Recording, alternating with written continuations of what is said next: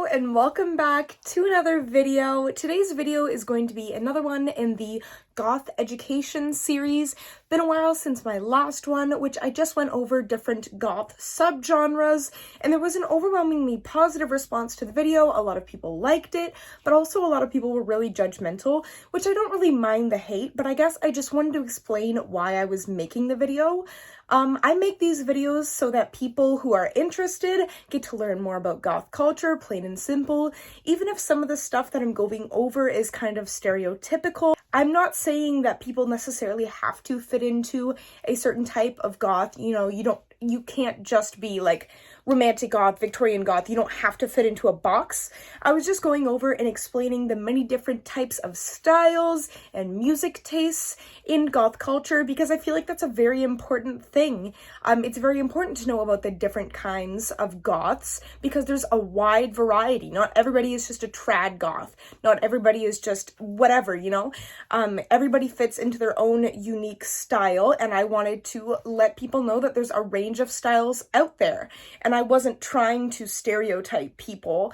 I was just trying to give a gist of what those specific styles could be. With that out of the way, here is the first goth type I will be covering in this video. New goth. So this style takes more inspiration from the 90s goth aesthetic and is mostly an aesthetic-based style of dressing.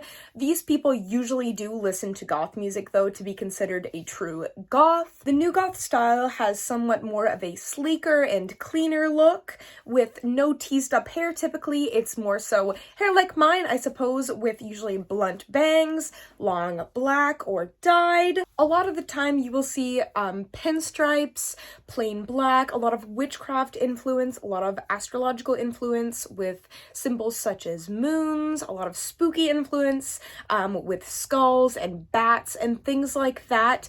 Overall, a lot of pop culture influence from horror movies and cult classics such as Beetlejuice. The next one is Whimsigoth, which isn't really a well-known subgenre of goth at all. It's recently been emerging on social media such as TikTok, so I figured I'd cover it because it is a really beautiful aesthetic. It is more so a clothing and style-based subgenre of goth. It's very similar to hippie goth and romantic goth, kind of combining the two. A lot of astrological influence with sun and moon and stars, print on skirts and floral skirts, floral garments, very long and flowy and lacy and graceful, and it's a very soft type of style. Next is Pastel Goth. This subgenre or subculture doesn't really associate with the trad goth scene at all. In fact, there isn't really any association. The goth part of the name just kind of comes from some of the spooky influence they have in their fashion style. This is mainly very, as the name suggests, very pastel, very cutesy in a lot of ways, but still with a lot of spooky influence. So a lot of bats and eyeballs and skulls and stuff like that. Oftentimes dyed hair in pastel colors, a lot of accessories with pastel colors as well, and still incorporating that sort of spooky style into their aesthetic. Next up is Gothic Lolita. So the Lolita style is a style that originated in Japan in the 1990s. It is a very cutesy look with the big poofy skirts and the cute curly hair. It is made to be very cute, very feminine, and Gothic Lolita is sort of a twist on that style with a lot of Gothic Victorian influence. So just incorporating more darker colors, more lace into this style. Usually typical attire would be a big poofy dress with a petticoat underneath. A lot of Lolita goths I've seen pictures of online have canes often. I'm not sure why that motif is there, but it's very interesting. I've never seen it accessorized in such a way.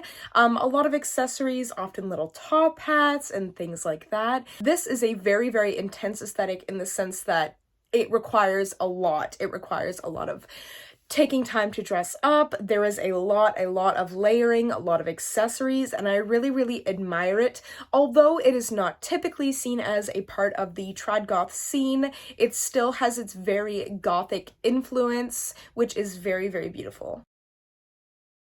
A death rocker is someone who is involved in both the goth and the punk scene, very much known for the death hawk, which is a mohawk, which is shaved on the sides, hair in the middle, and then they have those two strands there, which is a super cool hairstyle. Oftentimes they have battle vests on, which are either leather or jean jackets with a lot of studs and homemade band patches, as well as store-bought. Overall, a very cool style and a cool intersection of punk and goth. The perky goth. This is more of a personality or character trope than an actual subgenre of goth, but I figured I would cover it anyways. The perky goth is somebody who dresses in a very obviously gothic style, mostly black, etc., but has a very perky or energetic personality. You could say that I'm a perky goth because I'm a very happy person rather than being the stereotypical mysterious goth, but I feel like the term perky goth in itself kind of discounts the fact that goths don't have to be really depressed people. Goths can be very happy people. Goths can be very friendly, and I feel like the term perky goth definitely contributes to the stereotype that goths are not happy and that they're kind of mean or sad, I suppose. Baby bat. So this term is often used to describe somebody who is just getting into the goth scene, usually used as an insult by elder goths, but it can also be used in an affectionate way to describe somebody who is just starting to take the plunge into goth culture, whether they have not fully started dressing goth and they listen to the music, or they are just starting to get into the music. This is a term that kind of describes a very new goth. They are a baby bat. Next up is white goth. This is somebody who expresses themselves in kind of the exact opposite way of a typical goth who wears mostly black and dark colors. White goths are super committed to their all-white aesthetic, which I find super cool. Basically, all the garments that you would find in typical gothic attire, the chokers, the spikes, the lacy outfits, the long skirts, the corsets, etc., but all in white, which is super cool. I could never commit to that because the reason I wear a lot of black is because I spill food on myself whenever I eat. Mostly because I like the color, but it certainly helps. If I was a white goth, I feel like all of my clothes would be stained. But a super cool style, and I admire white goth's commitment to their aesthetic. Next up is fetish goth. As you can assume, this is somebody who takes the gothic style to a more sexual level, wearing a lot of kink gears such as leather, gimp suits, and things like that. This isn't really a subgenre of the typical gothic scene, but this is just, these are people that exist, and that's cool. You do your thing. Fetish has always been a large part of the gothic community. A lot of people wearing chokers and bringing that to the norm rather than just being a kinky thing. So, you know, I admire these people. If that's your thing, go for it.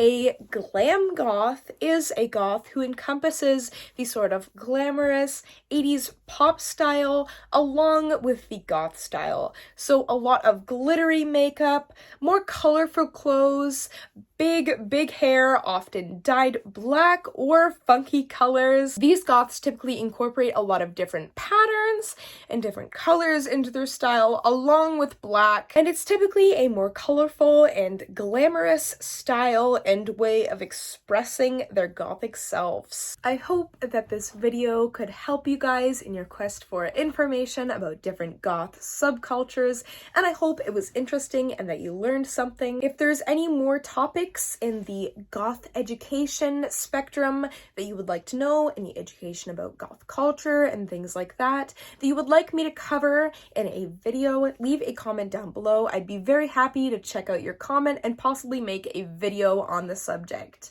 Thank you guys so much for watching, and I'll see you next time. Love you. Bye!